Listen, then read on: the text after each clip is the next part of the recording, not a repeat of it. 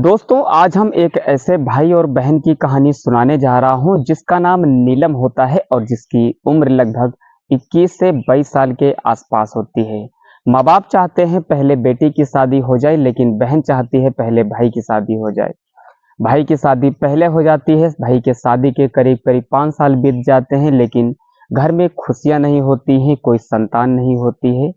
तो घर वाले सभी लोग परेशान होते हैं कि आखिर इनको संतान क्यों नहीं हो रही है। उधर गांव मोहल्ले वाले भी बहुत ज़्यादा ताना दिया करते हैं कि फलाने के बेटे की शादी के 5 साल हो गए हैं लेकिन उनकी अभी गोद नहीं भरी है। इस चीज़ को लेकर घर में सभी लोग बहुत ज़्यादा परेशान होते हैं। लेकिन उसकी जो बहन होती है उसके दिमाग में एक आइडिया आता है, सोचती है कि मैं अपने भाई को टेस्ट करूंगी कि ये मर्द हैं कि ना मर्द हैं। अपने भाभी से कहती है कि भाभी जैसे ही भैया ऑफिस से घर आए तुम मेरे कमरे में जाकर सो जाना और मैं तुम्हारे कमरे में जाकर सो जाऊंगी। भाभी कहती है कि ठीक है। अच्छा, जैसे अब रात के 10 बजते हैं, लड़की का भाई घर आता है और सीधा अपने कमरे में अपने पत्नी के पास चला जाता है। कमरे की सारी लाइट ऑफ होती है। ऐसे में उसको ये कुछ नहीं दिखता है कि यहाँ पर मेरी पत्नी लेटी है कि मेरी बहन लेटी हुई है। अब जैसे ही रात के 11-12 बजते हैं, वो जैसे अपने पत्नी के साथ उसके साथ गुप्त तरीके से संबंध बना रहा था, वैसे ही वो अपनी बहन के साथ ये सारी चीज़ें करने लगता है। दोस्तों यहाँ तक तो ठीक होता है लेकिन जैसे ही सुबह होती है, सच में जब आप इस कहानी को दोस्तों पूरा सुनोगे तो आपके पाँव के तले सच में ज़मीन खिसक जाएगी और आप सोचने पर मजबूर हो जाओगे। तो दोस्तों इसीलिए आपसे रिक्वेस्ट है कि आप इस कहानी में अंत तक बने रहें। आपसे हाथ जोड़कर छोटी सी रिक्वेस्ट है, अगर मेरे चैनल पर पहली बार आई हो तो प्लीज़ चैनल को सब्सक्राइब एंड वीडियो को एक लाइक जरूर करके जाना ताकि हमारा मनोबल बढ़ा रहे और मैं आप लोगों के लिए इंटरेस्टिंग और अच्छी अच्छी वीडियो ला सकूं। दोस्तों आज की जो सच्ची कहानी मैं आपको सुनाने जा रहा हूँ, ये सच्ची कहानी है मध्य प्रदेश के जिला रीवा की। रीवा में एक छोटा सा गांव होता है। उसी गांव में एक छोटा सा परिवार हंसी खुशी से रहा करता है, जिस परिवार के मुखिया होते हैं चंद्रभाल। उनके एक बेटी होती है, एक बेटा होता है। इस तरह से 4 लोगों का परिवार बहुत हंसी खुशी रहा करता है। घर में कोई दिक्कत कोई परेशानी नहीं होती है क्योंकि लड़के का जो बाप होता है वो सरकारी टीचर होता है। इधर दोनों लोग पढ़ाई किया करते हैं, अक्सर करके दोनों लोग फर्स्ट आया करते हैं। जो लड़का होता है उसकी जब पढ़ाई पूरी तरह से खत्म हो जाती है, लड़का भी एक सरकारी स्कूल में टीचर हो जाता है। इधर लड़की अपनी पढ़ाई पूरी कर रही होती है। जैसे ही वो मैट्रिक पास करती है, कक्षा 12 पास करने के बाद जैसे वो डिग्री कॉलेज में एडमिशन लेती है, अब नीलम अपने कॉलेज को ज्वाइन कर लेती है और लगातार वो अपने स्कूल जाया करती है। अच्छा, जो नीलम होती है वो थोड़ा बिगड़े किस्म की लड़की होती है। अक्सर करके वो 2-4 लड़कों से बातचीत किया करती है।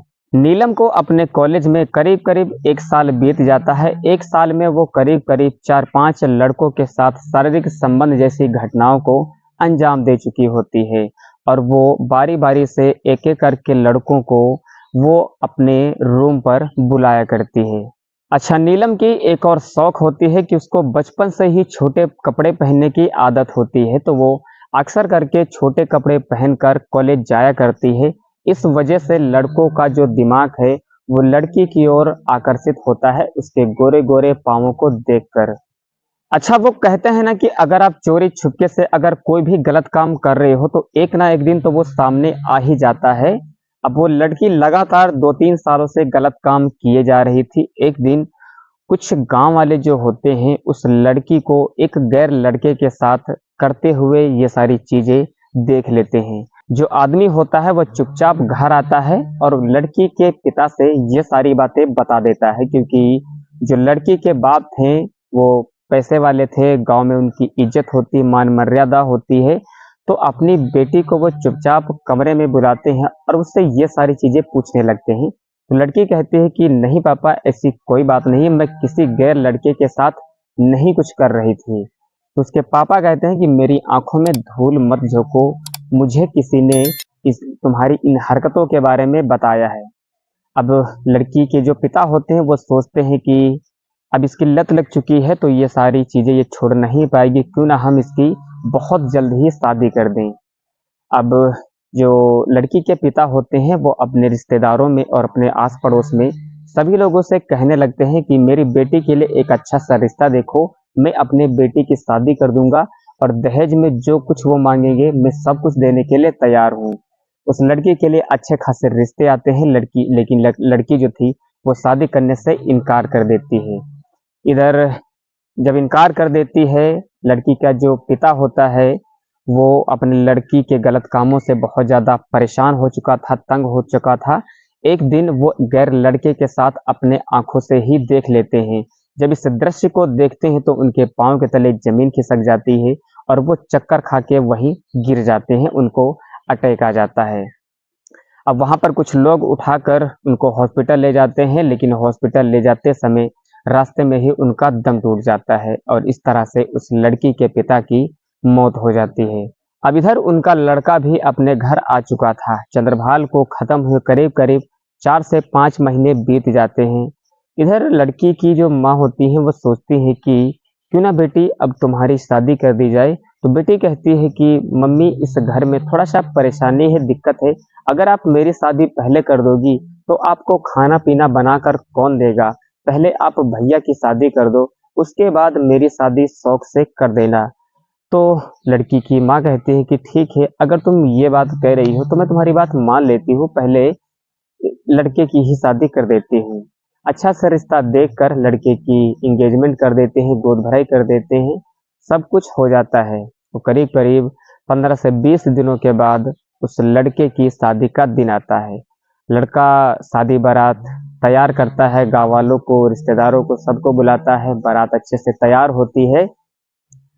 फिर उस लड़के के घर में बारात जाती है, रात में जो भी रस्में रिवाज होती हैं, सब कुछ एक पंडित के द्वारा कराई जाती हैं। फिर जैसे ही सुबह होती है, सुबह लड़की को विदा करके अपने घर ले आता है।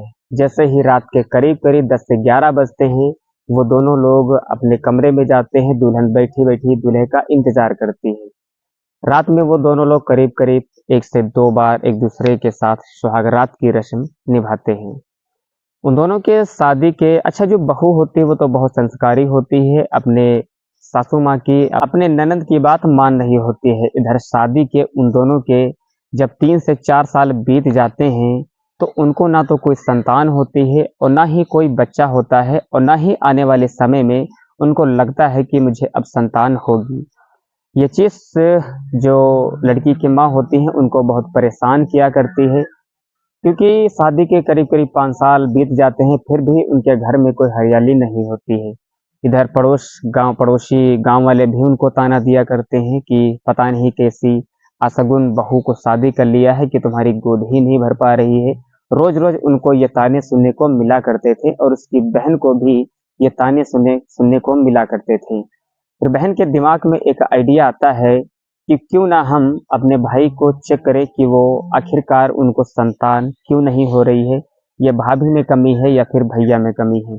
उनको चेक करने के लिए एक दिन जो लड़की होती है वो अपने भाभी से कहती है कि भाभी तुम मेरे कमरे में जाकर लेट जाना और मैं तुम्हारे कमरे में जाकर लेट जाऊँगी। लेकिन अपने आइडिया के बारे में वो बिल्कुल भी नहीं बताती है।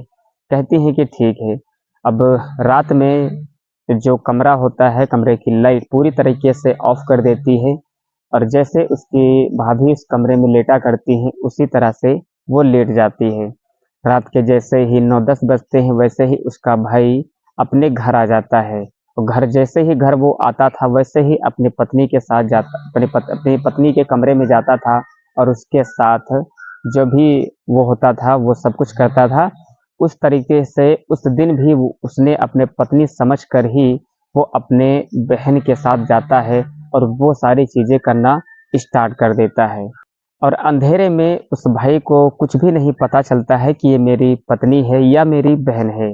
अब जैसे ही रात के करीब-करीब 12-1 बजते हैं, वैसे ही बहन उस कमरे से निकल जाती है और अपने भाभी से कहती है कि भाभी अब तुम अपने कमरे में जाओ। अब जो लड़की की भाभी होती हैं वो कमरे में चली जाती हैं। अब जो उसकी बहन होती है 3-4 महीने बाद वो चेक करती है तो अपने आप को वो गर्भवती पाती है।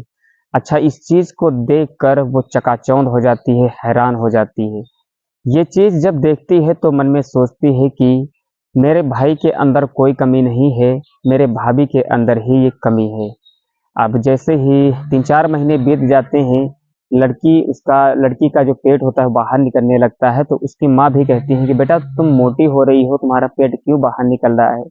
फिर जो लड़की होती है वो कहती है कि मम्मी मैं जिससे प्यार करती हूँ, मैं जिससे शादी करना चाहती हूँ, उसी ने मुझे गर्भवती किया है। अब ये चीज़ सुनकर उसके माँ के पाँव के तले ज़मीन खिसक जाती है। कहती है कि तुम किससे प्यार करती हो, किससे बात करती हो, बताओ मैं तुम्हारी उससे शादी करा दूँगी। अब उस लड़के का नाम बताती हैं, पता बताती हैं, फ़ौरन उसके वहाँ रिश्ता लेकर चली जाती हैं। अच्छा उन दोनों में अक्सर करके मिलन हुआ करता था, गुप्त तरीके से वो दोनों एक-दूसरे के साथ गुप्त काम भी किया करते थे। तो इस वो लड़का सोचता है कि हो सकता हो कि मेरे ही वजह से ये गर्भवती हुई हो। अब जो लड़की होती है शादी के जैसे लड़की के 4-5 महीने बीत जाते हैं, करीब-करीब 1 साल बीत जाता है धीरे-धीरे। जैसे उसको वो लड़का होता है, तो पहले अपने मायके जाती है और अपने माँ से बताती है कि माँ मैं आपसे आज कुछ छिपाऊँगी नहीं, कुछ झूठ नहीं बोलूँगी, ये लड़का सच में मेरा नहीं है, ये लड़का ये भाई का है।